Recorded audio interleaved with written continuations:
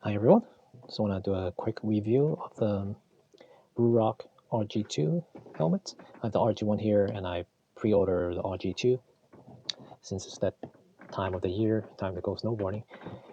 And I had the RG1 for a while and it protected my head pretty well because of the face mask. When you go into the trees, all the tree runs, you often get hit by the branches. I mean, I didn't want to get hit by the branches, but some people don't care.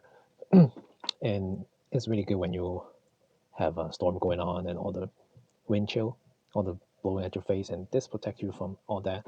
So but the only downside for that is the fitment is not very good near the chin area, and then the goggle is very limited view. You don't have that much peripheral vision, and anything pretty much past the neck area you will not be able to see. So you always have to look down instead of just you have to like tilt your head down to see what's in front of you. And a lot of times when you're on the lift, when you try to check your pockets and put stuff in your pocket, you can't really do that unless that you really look down and pull the jacket towards you. And sometimes you might drop something on the lift on the chair. So that was the main thing with this helmet. But safety wise and everything else, it was great. And for the new one, they changed the whole design from because this one you kind of clips in. You can hear the click. You hear the click when it's locked in on both sides. But this one now is the magnetic one, so you pop off both sides, and it just kind of pops off. And when you are putting on, it has a magnet on there to kind of guide you onto the helmet. But it doesn't work quite well as I thought as it should be. But maybe you just need to take some time to get used to it. And so the thing is, there are a lot of straps underneath this area. So when you put it on there, this padding and the strap might be in the way of this. So at that point, you can't really clip it on there. It's like it doesn't really work. So you have to make sure you pull everything away from this area and then you put it on there. And then see right now, this latch is not really there. So you have to like put it on there and to lock it on. Yeah, so there's that just that latching part, and once you put it on there, sometimes this might misalign too. I did it for maybe a handful of times, like five to six times, and I think it just takes time to get used to, and then you get it right. See, then you just lock both sides, and this feels a lot thinner than the RG1, and they probably using better materials to make it lighter. I know it's like composite and different density. It's like similar to their motorcycle line, and which is good. And this one is just quite heavy, the first generation. And the thing with this new goggle is you do get a lot of better angle, more view on the side and down below, and that's the good thing. And now this lip or this visor here is magnetic as well, and you can kind of clip onto the vents and just pop it in. And I feel like it might come off because it comes off when you push it down. So a lot of times when you fall, you kind of roll forward, and then this might come off. But if you're falling upward, I mean, if you face plant or hit it straight up, then it'll stay in place. See, it'll stay in place when you push it up, but not when it's coming down. But a lot of times when you're falling, it just kind of roll down. So this thing, I'm almost guarantee it will come off, and you have to find it somehow, and you might just lose it. And the strap is nothing new here. It's just typical. You strap on to the back and to make sure it stays in place. And then the twice me, you do need the NFC to like scan it to get it register and just put your personal information on there. And this is the Star Wars Darth Vader theme here, license.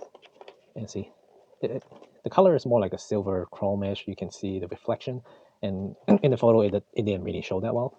I didn't know it was like reflective silver. It was more like a matte color, but overall there are a lot of glossy area. And then the vents is now it's protruding instead of inside. And there's a lot more vents in the front too. See this area, and then even under the lip, and then the top, and then it kind of goes through the back with two large ones, so it just drives the air back out. And then the original does have it, but it's not as aggressive.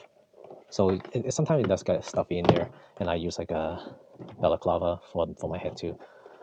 That might be the case. And then another major thing is that now it's adjustable. You can kind of dial in your fit. The old one, the fitment was always a little off, and I have an extra large, but my head is not really extra large, so it runs large. But now this one you can like kind of dial in a lot better. And then now their own technology. This is kind of like I would say it's like a D3O, the ones that harden upon impact, but it's very malleable or soft when it's in a normal condition. So I don't know if you can see it here, but it's like a more protruding blue padding now. So when you press on it, it's kind of soft. But the old one, they didn't have it. It's like in the liner, built into the liner. So once you remove the liner, the shell is just a shell. But this one is built into the shell instead of the liner. And then the liner is just there to kind of cover it. And then they do have some mesh screen in there. And I would say the face mask or part of it is a little outward now, so it's not like tucking on your chin before, because I mean my face is a little long, so the chin sometimes just sit on there and it's not very comfortable. But now this one is a little further out and gives you more space, and that's very good. And and I didn't want to have the Cardo headset, so I installed my own like $15 headset in there. And they do have now the earpiece pocket is built into the muffs.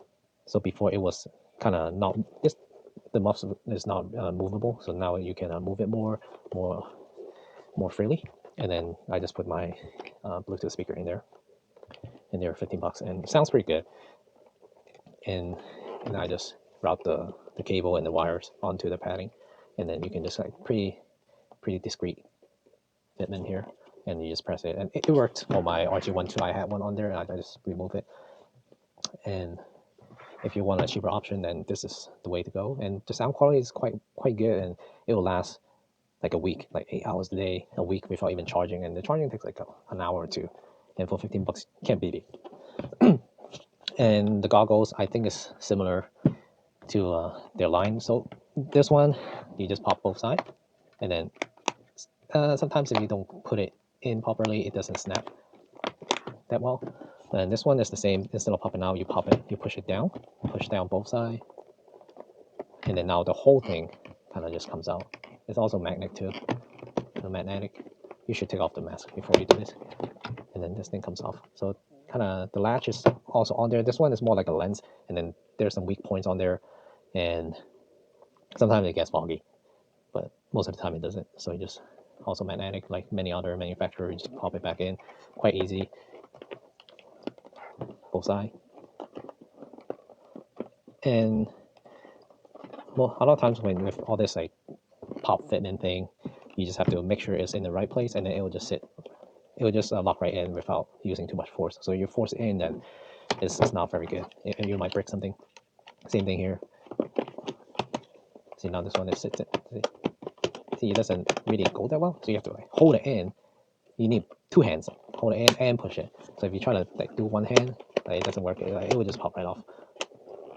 And then you have to make sure there's a line too. See, even so, see now the strap is like catching, so you have to make sure it's not. And then a lot of times when you're wearing gloves, like you can't really feel if the strap is there or not.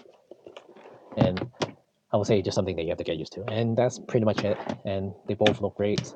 And I mean, it's very protective. And I had a pretty bad accident and with a concussion that I couldn't remember. Even I went there to snowboard, and this helmet, I think, it protected me from getting more injuries. So it did save my life in a way. So I'm going with the second gen, and hopefully this is even more protection than before, and it's lighter. And that's it for this RG2 review. I'll use it next week. I'm pretty sure it's just gonna feel even better than the last generation. And thank you for watching.